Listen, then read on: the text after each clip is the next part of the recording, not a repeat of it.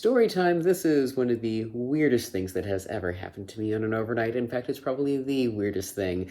There I was on a bus, halfway between lunch and getting off the bus, and we had been traveling all day. So by that point, I was well and truly exhausted, having been traveling with kids the whole time, and I'd had to institute a rule that they weren't allowed to play in the bathroom or even go near the bathroom unless they asked me, because they've been trying to shove as many kids in there as possible, which, while I'm sure was a lot of fun, was neither safe nor a good use of that resource.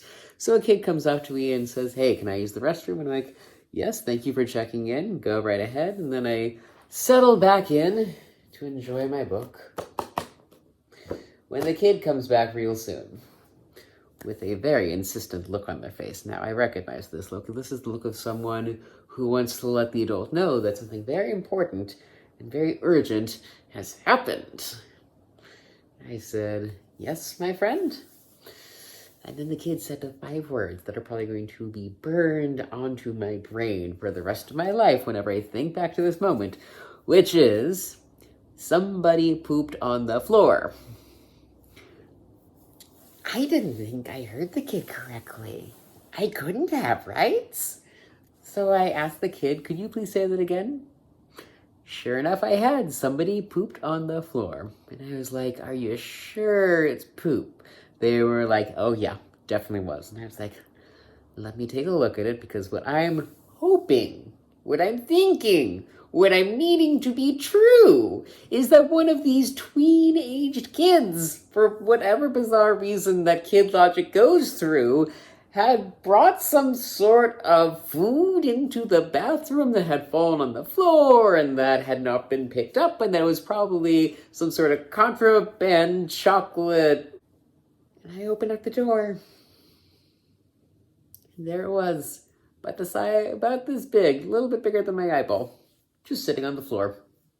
Someone clearly either had not gotten there soon enough or had tried to end it far too soon, and, well, there we were. So I knew I only had one option, but I still entertained the other 2 non-options, which were, 1, lock up the bathroom and say no one can use it, but who knows how long we were going to be on that bus for. Option number 2 was ask the kid to clean it up, which, once again, that's a no-go, not just because the kid would complain the whole time, but also it's not sanitary, it's not safe, and they might not even do a good job, and all kinds of problems. So I say, wait right here, and I go up to the front of the bus, where one of my colleagues is sitting with another kid holding the barf bag, and I'm like, "Where are we keeping our disposable gloves on this bus?" And my colleague looks up at me and says, "Got a car sick kid too." And I went, "You wish. No, I have a mess to clean up." Keeping the smile on, keeping everything happy. Colleague says, "Well, they're over there, so I go over, grab someone as I'm walking away." Colleagues over there, texting the friend in the other bus. "Got a car sick kid. He's cleaning up something in the back. Sounds like some fun in the bathroom happened." So I get back there, and I snap on the gloves.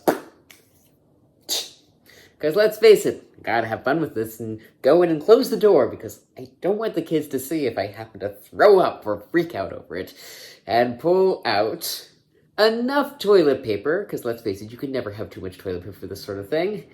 Pick it up, put it in the toilet, and then decide if I'm going to throw up or not. Thankfully, I noticed that there's some hand sanitizer there. Perfect for cleaning hands.